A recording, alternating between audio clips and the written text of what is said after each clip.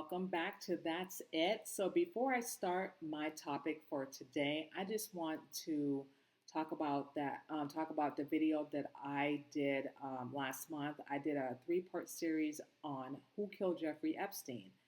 Was it a homicide or was it a suicide? A suicide or a homicide? And I got an email from the YouTube telling me that they're going to remove my video content that I did. And I keep remind you that I it was published on March 24th. I didn't get a warning. I didn't get a red flag. I didn't get anything. It's been a month.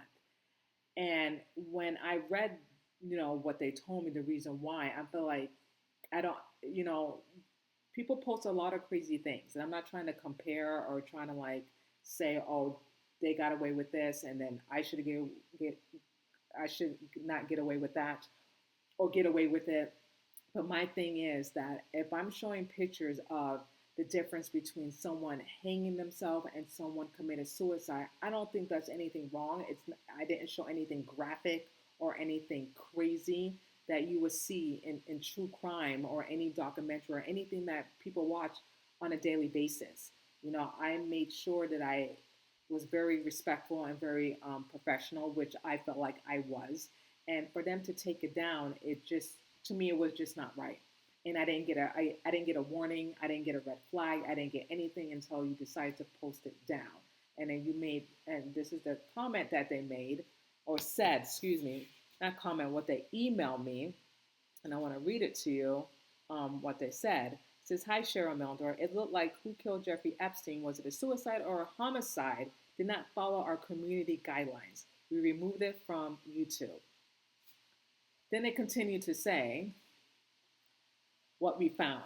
"We think your contact violates our self-harm policy." So you think it violated, but think thinking and knowing are two different things. If no one's not complaining or saying that my video was offensive, that they're willing to do harm on themselves, then that's one thing. But no one has not even said anything. No one has even commented on this video. So I don't understand that at all. And then it continued to say that the content that shows real world suicide images isn't allowed on YouTube. This may include graphic or insignificant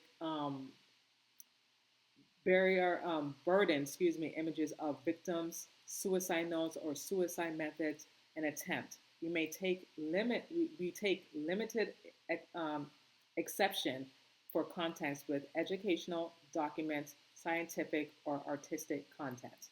Now, correct me if I'm wrong, you guys. Okay, with the whole Menendez brothers, and it's on YouTube, you saw some graphic stuff. Okay, and it was covered, it was blurry. Mine wasn't blurred. Okay, but it showed, but they still showed it on YouTube. So I don't understand the difference. The only difference is mine wasn't blurred out. Okay, and that was blurred out. But a lot of stuff was graphic, and there was a lot of detail in regards to the Menendez brothers when they did.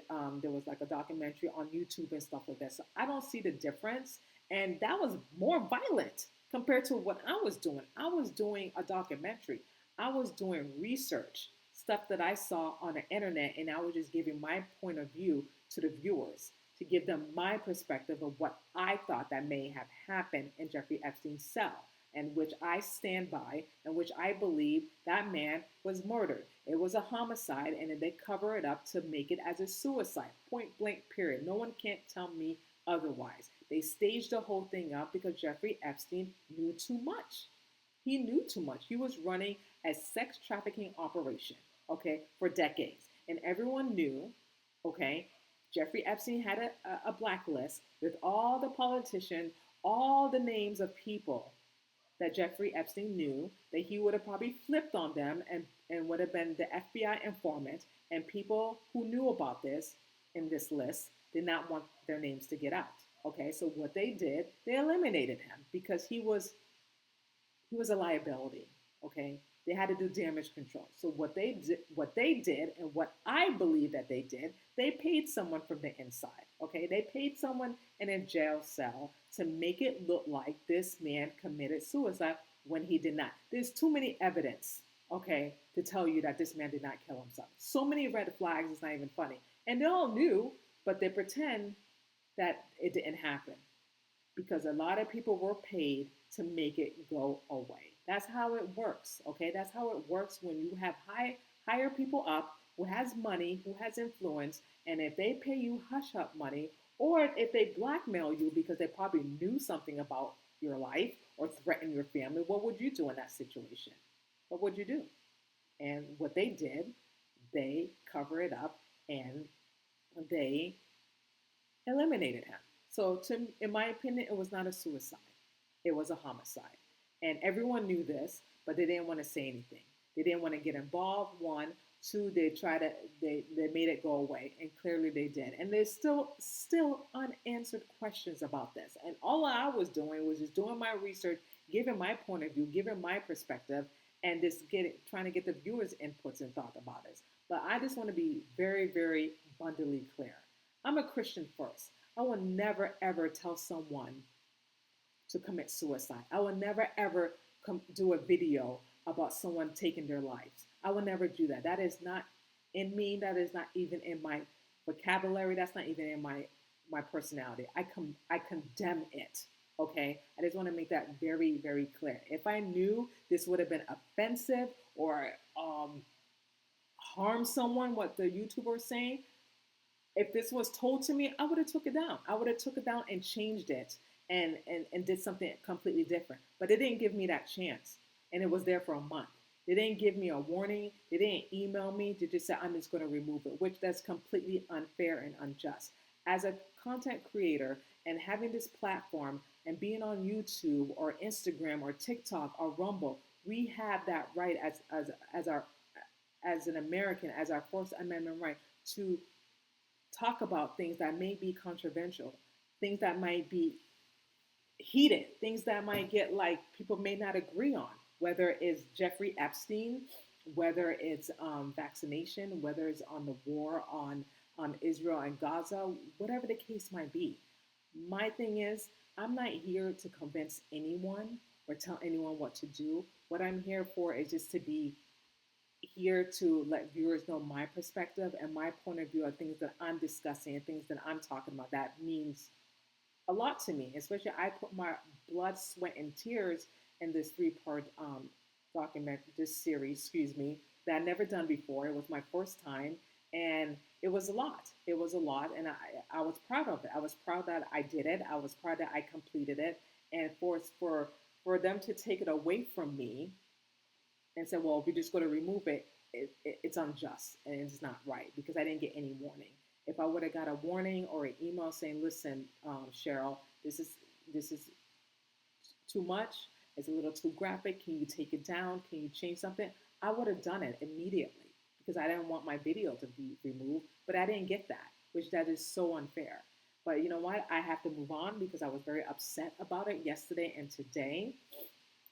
But thank God that it's still on Rumble. So if anyone is interested of watching the third part series of Who Killed Jeffrey Epstein, was it a suicide or a homicide, you can definitely check it on Rumble because Rumble, it seems like you have more freedom, more free speech than YouTube. And I'm always thankful for YouTube not, shutting anything down on my videos or whatever, but at least give me some grace and give me heads up or emails. And I know what they're saying that they send, it's in their guideline. But in my opinion, I don't feel like it was a harm to anyone because, like I said, I'm a Christian first. I will never, ever tell anyone on this platform to take their life or do anything that would trigger them. That's just not me. And if I would have knew this, I would have definitely, made some adjustment towards my video. But I wasn't told that. It is what it is. I have to move on. And that's about it. So that's it. So I want to talk to you about my topic that I want to discuss about missing girls lost in paradise. And who I'm referring to is Sudiksha and Natalee Holloway. Now, these two young women were missing on vacation, and these two I can't even speak. These two are important cases. That's what I'm trying to get at. And I'm sorry I'm scratching my nose. I don't know if this is allergies or dust. I don't know what's over there, but forgive me for scratching my nose. It's just terrible. But anyway, let me just stay focused. So I want to talk about the compare and contrast between these two young women that disappeared while they were on vacation, while they were on paradise, enjoying, their spring break, enjoying their graduation, which Natalee Holloway, 18 years old, graduated from high school, went to Aruba with her students and her friends and a chaperone. And then you have Kanachi, who went missing on March 6th of 2025 with five of her friends in Dominican Republic, Punta Cana, Punta Canta, excuse me, because I said Punta Canta before, and then someone corrected me or said I spelled it wrong, but I actually said it wrong. So it's the DR Punta Canta.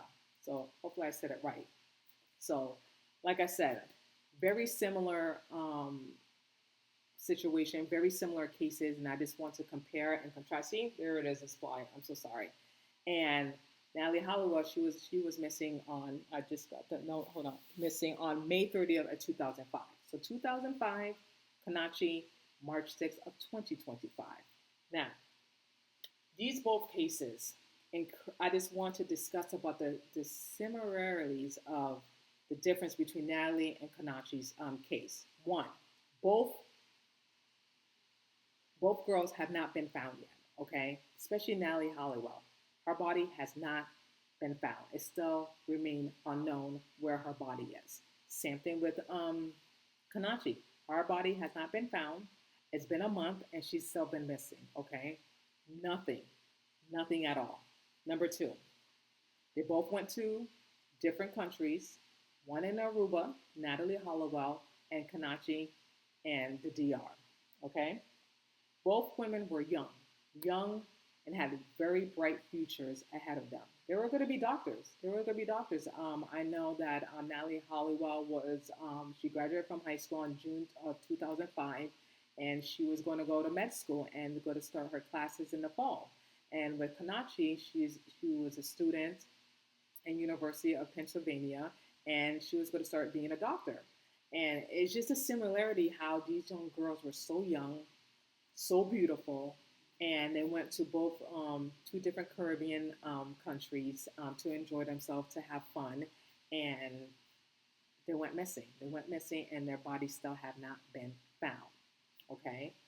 Another thing that's very similar: they both met two men at the bar. Natalee Holloway met this guy, and I'm going to show you his guy, Vanderler Sloot. Hopefully, I'm saying his name right. Him, who was the last person, who was the last person to see her at the bar. And then she left with him and two other people in the car, which is very crazy and bizarre. I don't know about you, but I don't think I could never leave with a random person and get into their car because people are just not all there. Crazy, but that was 2005, so no judgment. But that's what happened to her. Now with Kanachi, she was last seen with this gentleman, Josh. They went to the bar as well, met at the bar, had a few drinks, and that's another thing in common. They both were drinking, okay? Kanachi met Josh at the bar, and Josh was with his friend, and I finally knew who his friend is, the name, because they never mentioned his name, and his name is Carter Johnson. Now, I still can't find a picture of Carter Johnson, but that is the kid, the guy that was with Joshua at the DR. Carter Johnson. But back to Joshua Reedy. Now, he was the last person to see her as well. See how it's the same but different? But the similarity is just incredible. Incredible. Sorry, you guys. So, when Natalee was supposed to go back, she was supposed to attend this breakfast thing with her friends and the chaperone. They noticed that she did not attend the breakfast. So they noticed that immediately and reported her missing right away, opposed to Kanachi that they didn't report anything until 12 hours later. Her friends did not report anything because they went on a what is it what do you call it, this trip that they went to for 12 hours, and then they reported her missing, which is wild to me. Which is wild. They did not check in on her before they went on this excursion. They didn't check on her first, like, hey, we're leaving, we're going to the excursion. If you want to recuperate because you have a hangover, okay. None of that. They didn't even check. They didn't even go in her room. Just assume that she was there or she was at somewhere else. They didn't even go to the front desk to say, "Hey, did our friend return back to the room?" None of that. They went to the excursion and that was it. And then 12 hours later, then they called the authorities. "Hey, our friend's been missing." 4 o'clock. Can you imagine 4 o'clock? Crazy. That's the difference between Natalee Holloway and Konanki, because Natalee Holloway and her classmates and the what you call it, the, sorry for scratching my nose, the I was gonna say supervisor. Why would I say supervisor? Not supervisor, but the chaperone immediately told Natalee's mom that your daughter did not come back. I mean, your daughter didn't come to the breakfast because there was supposed to fly the same day, go back to the States, and that didn't happen. So when the mother was informed, she rushed. She took that private plane and she said, and she went to the Aruba right away. They didn't waste any time. And then she was starting investigating, started asking questions. Where was my daughter? Where she was last seen? Blah blah blah. Until she actually went to the bar, and then she spoke to someone, the bartender, and then the bartender showed her the footage of the last person that the daughter was seen with, which is this guy again. Then the mother went to his residence and asked him, "Have you seen my daughter? You was the last person to see my daughter." And you know what he said? He said, "Well, I dropped your daughter off at the Holiday Inn." And she said, okay. She took his word. She took his word at face value. She left his place. She went back to the Holiday Inn. She asked the front desk, "Can we see the footage?" To see. They kept looking, and then next you know it, nothing. Natalee was not even in none of the footage. So he lied. And you know what she did? She went back. She went back to his residence and said, "You lied. My daughter was. You did not drop my daughter off in front of the Holiday Inn. What is going on? What is going on?" So he got scared. So the mother, called the authorities and had him arrested so they can question him, like, "Why did you lie? Like, what really happened?" He didn't really say anything at first, and then next you know it, he kind of confessed, saying that, "Yes, I did not drop Natalee off in the Holiday Inn. We went to the beach." And similarity, Konanki and Joshua, they went to the beach as well. They were a little bit wasted, went to the beach, kissed, fooled around, according to Josh, because we don't know if that's really true what Josh said. But with Natalee Holloway, she, her and this Sloot guy made out, kissed, but then she didn't want to go any further. So she told him to stop. He did not want to stop. He wanted to continue with his advances with her, and she said no. So that's when he started to get violent and assaulted her, and allegedly, he said, killed her. But we don't know where he put the body. So that's what happened. He assaulted her and eventually murdered her. His own words. And then before that, then he was just giving the mother the runaround. You know what I mean? "Oh, if you wired me $250,000, I will tell you where the body is," which he never did. He got the money and he never told the mother. It's just so disgusting. So disgusting that you would just use this poor mother, her grief, trying to find her daughter, to extort her for $250,000 in order for you to tell her where her daughter is, because you put her somewhere, which he never told her. So he got charged for wire fraud. But the funny, crazy thing is, you guys, he was never charged for Natalee Holloway's murder, even though he confessed, even though he said that he assaulted her and he took a rock and what he did. I don't want to go in great details because it's very disturbing and upsetting. But that's what he told the authorities. But he never got charged for that. He only got charged for the first victim that he committed murder with, and her name is Stephanie Flores, I believe 21 years old. Just want to make sure, because I got to make sure I got my notes right. I got to make sure I'm accurate, that I'm not giving misinformation, because I don't want anyone coming for me saying Cheryl didn't say this, she didn't say this right. It's misinformation. But yes, he's only being charged for that murder, but not Natalee Holloway, even though he confessed. which I thought that was very bizarre and weird that he's not being charged for both. He's only serving time for, yes, Stephanie Flores, who was 21 years old, but he committed a crime to her 18-year-old, Natalee Holloway, but he's not serving time. And which is just very, very, very bizarre to me. But like I said, until this day, we don't know where these two bodies are. And it's still a mystery. It's still unsolved. But like I said, I hope that TJ Ward will get the blessing of Konachi's parents and for him to do a full investigation on Konachi where she is because she did not drown. Okay, I believe she's still alive. I really do. And honestly, you guys, if I was a billionaire, I would have just set up a ransom and say, listen, if anyone knows any information, don't give me false information. I will give you blah, blah, blah if you bring her alive. I would have done it in a heartbeat if I was a millionaire with no question. But luckily, I don't have that kind of money. And I just wish that someone would just step up and say something and do something and just cough up any money that they have and just do this because it's been a month, you guys. It's been a month and nothing has been done about this. And I'm an advocate for Konachi's voice. I'm going to keep this story alive. I'm going to continue talking about this because this does not seem right at all. You know what I mean? With the friends not being interviewed, only Joshua is. What about his other friend, Carter Johnson? None of them are being interviewed. Everyone's a suspect. It should not just be one person. Everyone's a suspect, including Konachi's friends. And it's so mind-boggling that none of them were interviewed.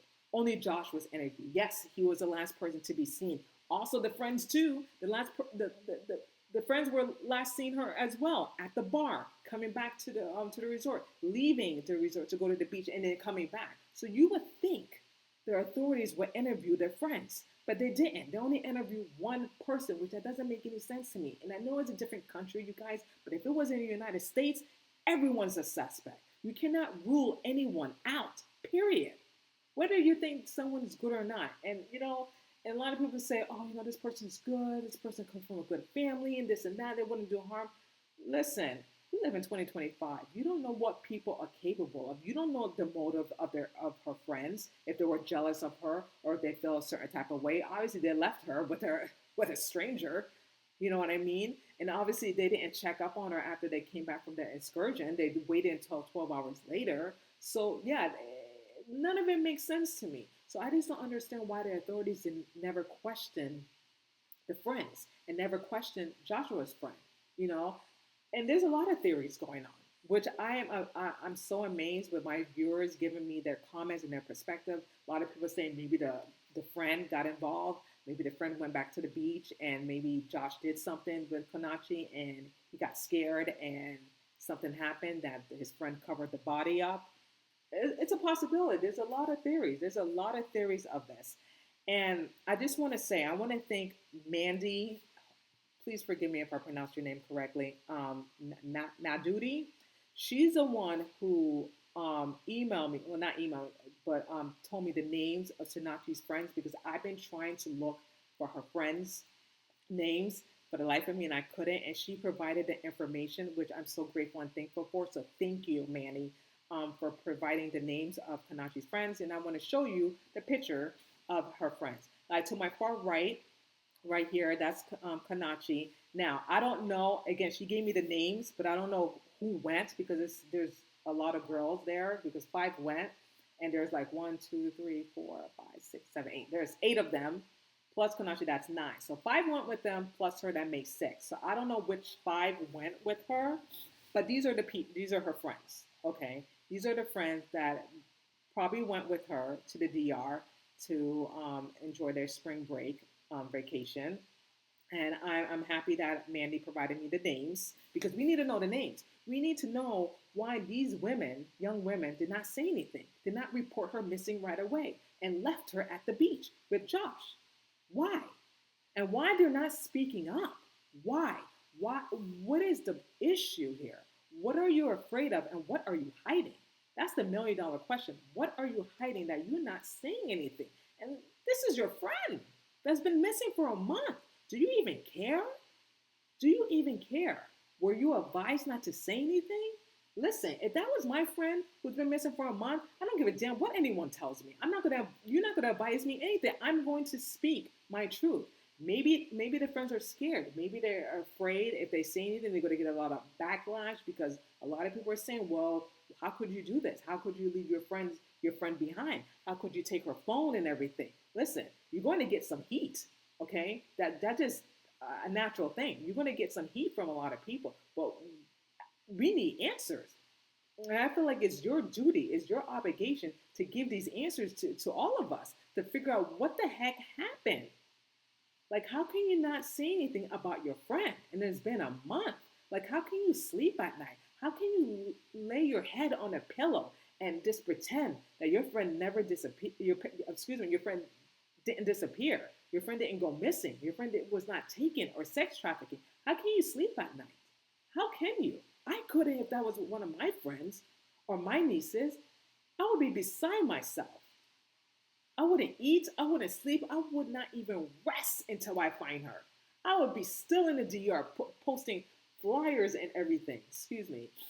It's just ridiculous. And it doesn't make any sense. And I'm saying everyone is a suspect, even the friends.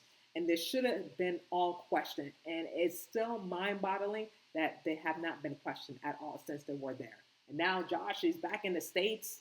I don't know what he's doing. Probably living his best life. He don't want to answer any questions. He's remaining silent. The 5 friends are remaining silent, not saying anything. So the only person that we can hope that we can get answers is TJ Ward. He's the only guy who can help us to get some answers out of it because no one doesn't want to say anything. No one doesn't want to speak up. Everyone's afraid, which I don't think is as afraid. I think you have something to hide. That's the problem. You have something to hide because Josh, his story doesn't even add up. In my opinion, he made all that crap up. He made it all up, I believe. Okay? Made it all. None of it makes sense. Okay? He probably passed out. This is my theory. He probably passed out. Did he probably make out with her? Maybe. Maybe. I'm going to give him that. He probably passed out. Okay? And then next you know, someone snatched her up. Someone snatched her up. He don't even remember. Because the next day, he walked back to the resort with no shirt, no sandal, like nothing happened. He didn't even tell his friends. He didn't go to the front desk to make sure that she was okay. He didn't go to her, nothing. He did not say one word until someone asked him about Konanki. Isn't that crazy? Someone had to ask him. He didn't say anything. I guarantee you, if he didn't say anything, he would have kept his mouth shut like a mute.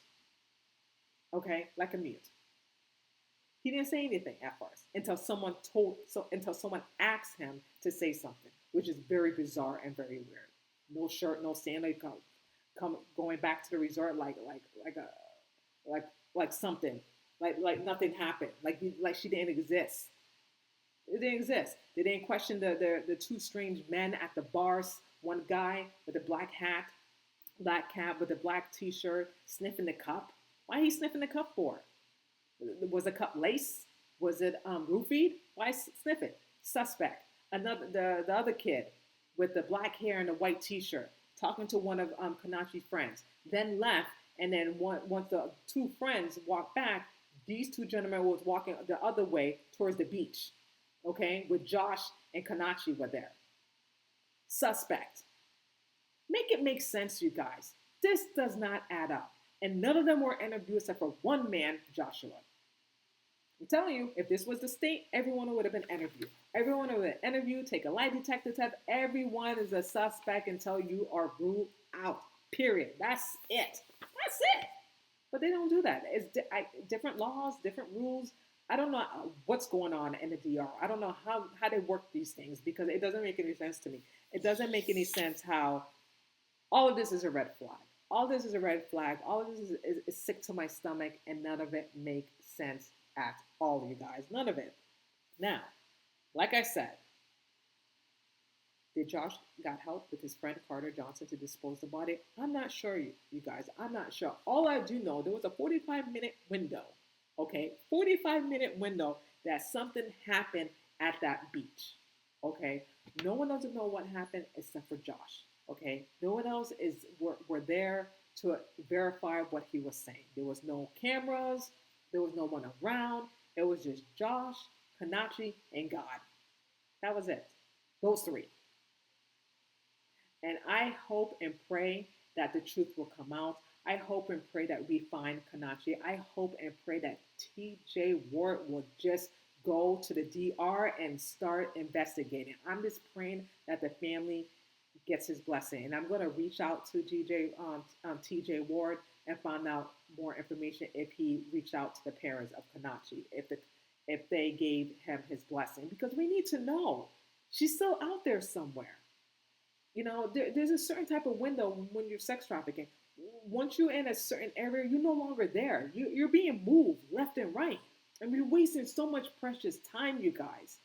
We really are. And I like I keep saying, I truly, truly believe with every fiber of my being, this girl is still alive. Again, if there's no body found, she is still alive. She is still alive somewhere. And we need to continue to talk about this. We need to have a voice for her, continue to advocate for her, and continue to bring and pray and bring her home, and bring her home. Because none of this makes any sense. The friends being silent. Joshua is inconsistent with his stories. Joshua is not answering the 8 simple questions that was given to him by the authorities. They're not interviewing the 2 strange men at the bar. They're not even interviewing the friends. They're not interviewing Joshua's friend. It's just only him. It's just crazy to me. What they have to hide? They're not interviewing the people from the Rio Republica Hotel, the resort, which I believe someone knows something. Someone has seen something, knows something, and they're not saying anything because they're too afraid. They're too afraid. They're too afraid to speak up because they don't want to get involved. They don't want any issues. They know how it is over there with some corruption and bribery and stuff like that. They don't want to get involved. But sometimes you got to take a leap of faith and trust in God and do the right thing. Do the right thing. Because at the end of the day, if this was your daughter, your son, your mother, your sister, your niece, your nephew, what would you do? What would you want someone to do if that was one of your family members? You will want them to speak up and say something if they know something, not give someone the runaround and put them in a rabbit hole to, you know what I mean? Obviously, be truthful if you know something and speak up. And people need to remember that. And I'm saying this to the friends too, man. Like, karma is a real thing. If you keep silence and not say anything and pretending that it's all going to go away because you're going to continue with your life, it will creep up to you back. It will tenfold. Trust and believe. You can't get away from that, period. So as much as you're trying to go to continue with your life with school or graduate from college and get married and have a family, it's still going to be there. It's still going to haunt you for the rest of your life if you do not say anything. And I'm speaking directly to Kaneshi's friends. My gosh, were you friends with her? Were you jealous of her? What is it? It doesn't make any sense. A month, not a word, not even a word of none of them saying anything. And that's supposed to be your friend that you went on spring break with, a friend that you went to college with? Doesn't make any sense. They're adults. They don't need anyone telling them what to do. They can make their own decisions. They're at that age that if they want to do an interview or speak up, yeah. And if you don't feel comfortable doing it by yourself, get a lawyer. You don't need one if you're not guilty. You know what I mean? Like, yeah, you're going to get a lot of backlash. But you know what? You face it straightforward and you answer the questions and you be truthful, you be honest and show that you care. Because it seems like they don't care. In my opinion, it seems like they don't care. They don't care. They don't care about her. They don't care about that she's missing. She's been missing for a month. They don't care. They absolutely don't care, in my opinion. And it looks really bad.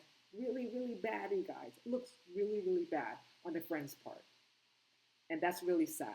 That's really sad. Because I know if it was me, God forbid, was missing, my friends would be going heaven on earth to find me. Okay? My family too. Because when it comes to my family, we don't quit. We don't give up on each other. We will find you until we presume to find a body.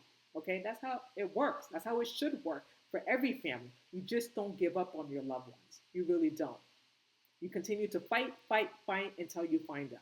And you don't let anyone or anything stop you to find your loved one until you find a body. If there's no body, there's still hope.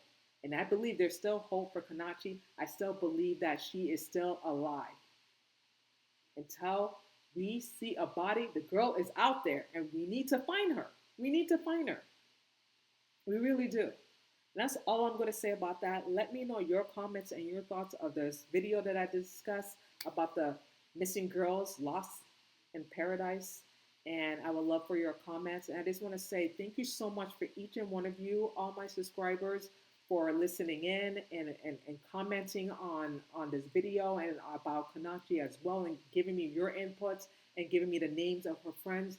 I really appreciate each and one of you from the bottom of my heart for taking the time to listen to me, to watch this video. I love you very so much, and I thank you all for hearing what I have to say. And I just want to say thank you. Thank you so much, and I will see you guys next time. Take care and love you all.